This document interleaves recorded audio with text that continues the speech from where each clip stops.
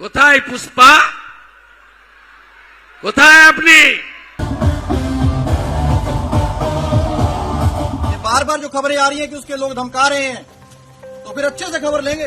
বাঘ চার পা পিছলে বাঘ ভয় পায় না। গুন্ডামি করতে দেব না। একই হলো, ফলতায় ভোটের আগে ঝুঁকে গেলেন পুষ্পা ওরফে জাহাঙ্গীর খান। শুভেন্দু অধিকারী ফলতায় গিয়ে হুঁশিয়ারি দিয়েছিলেন, ভোটের পর সব হিসাব তিনি বুঝে নেবেন। তবে কি এই হুঁশিয়ারির পরই খারাপ সময়ের আন্দাজ করি আগে ভাগে সুরক্ষা নিতে দৌড় জাহাঙ্গীরের? ফলতায় ভোটের আগেই গ্রেপ্তারির আশঙ্কা করছেন ফলতার অলিখিত ত্রাস। তবে কি ভোটের পরই পাত্তারি গোটানোর ছক কষেছেন আগে ভাগে? শুভেন্দু অধিকারীর খোঁচা খেয়ে পুষ্পা থেকে নিজেকে বাঘ বলে মন্তব্য করে বলেছিলেন, দুপা পিছনো মানে হেরে যাওয়া নয়। তাহলে রাতারাতি কি এমন হলো জাহাঙ্গীরের? তার ডান হাত গ্রেপ্তার হতেই কি বেড়েছে আশঙ্কা? নির্বাচনের আগে থেকেই ফলতা আলোচনার কেন্দ্রবিন্দুতে। এসআইআর এর সময় থেকেই ডায়মন্ড হারবার লোকসভা কেন্দ্রের ফলতা বিধানসভা কেন্দ্র থেকে একাধিক অভিযোগ উঠতে শুরু করেছিল। অভিযোগ ছিল বিএলওর ওপর চাপ তৈরি করে মৃতদের নাম এসআইআর তালিকায় তোলানোর, এমনই অভিযোগ উঠেছিল। সেক্ষেত্রে এলাকার দাপুটে তৃণমূল নেতা জাহাঙ্গীর খানের নাম উঠে আসে। জাহাঙ্গীর অভিষেক বন্দ্যোপাধ্যায়ের ঘনিষ্ঠ বলেই এলাকায় পরিচিত। নির্বাচনের দিন তার বিরুদ্ধে ইভিএমে সেলোটেপ লাগানোর অভিযোগ ওঠে। এলাকার পরিস্থিতির ওপর নজর রাখতে কমিশন উত্তরপ্রদেশের এনকাউন্টার স্পেশালিস্ট অজয় শর্মাকে ফলতায় বিশেষ পুলিশ পর্যবেক্ষক হিসেবে নিয়োগ করে, যিনি উত্তরপ্রদেশের সিংহম নামে পরিচিত। জাহাঙ্গীরের বাড়িতে এসে তিনি সতর্কও করে আসেন। সেই ভিডিও ভাইরাল হয় সমাজ মাধ্যমে। ये बार बार जो खबरें आ रही हैं कि उसके लोग धमका रहे हैं, तो फिर अच्छे से खबर लेंगे। বাঘ চার পা পিছলে বাঘ ভয় পায় না। শুরু হয় সিংহম বনাম পুষ্পার চ্যালেঞ্জ। কারণ সেই সময় জাহাঙ্গীর সংবাদ মাধ্যমের সামনে বলেছিলেন, অজয় পাল শর্মা যদি সিংহম হন তাহলে তিনিও পুষ্পা। তার কথায় পুষ্পা ঝুঁকেগা নেহি। ভোটের দিন ফলতায় একাধিক বুথে ইভিএমে সেলোটেপ লাগানোর অভিযোগ ওঠে। সেক্ষেত্রে কমিশন গোটা ফলতা বিধানসভাতেই পুনর্নির্বাচনের ঘোষণা করে। 21শে মে নির্বাচন, 24শে মে ফল ঘোষণা। তবে নির্বাচনের পর থেকে ফলতায় দেখা মেলেনি জাহাঙ্গীরের। আর বিজেপি ক্ষমতায় আসার পর তার বিরুদ্ধে এক এক করে মুখ খুলতে শুরু করেছেন স্থানীয়রা। কয়েকদিন আগেই পুলিশি নিরাপত্তায় বাড়ি ফিরে এসেছেন জাহাঙ্গীর।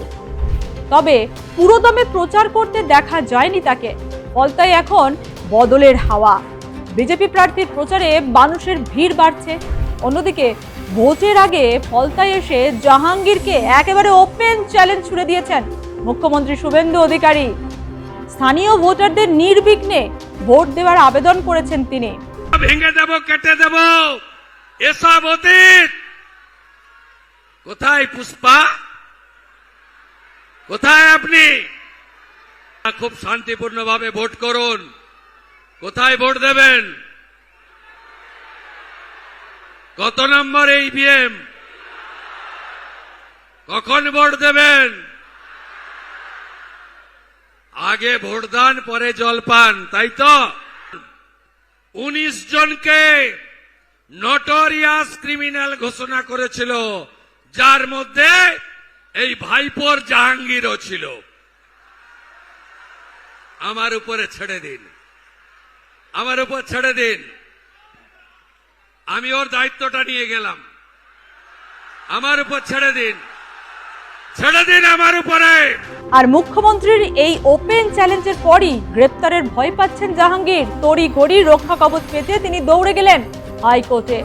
জাহাঙ্গীর খানের অভিযোগ, রাজনৈতিক উদ্দেশ্য চরিতার্থ করতে এবং তাকে হেনস্থা করার উদ্দেশ্যে সম্পূর্ণ পরিকল্পিতভাবে বেশ কয়েকটি মিথ্যা এফআইআর দায়ের করা হয়েছে। এই পরিস্থিতিতে পুলিশের হাত থেকে নিজের আইনি সুরক্ষা সুনিশ্চিত করতে উচ্চ আদালতের দ্বারস্থ হয়েছেন তিনি। প্রবীণ আইনজীবী কিশোর দত্ত এদিন কলকাতা হাইকোর্টের বিচারপতি সৌগত ভট্টাচার্যের এজলাসে বিষয়টি উত্থাপন করেন এবং মামলার গুরুত্ব বিচার করে দ্রুত শুনানির আর্জি জানান।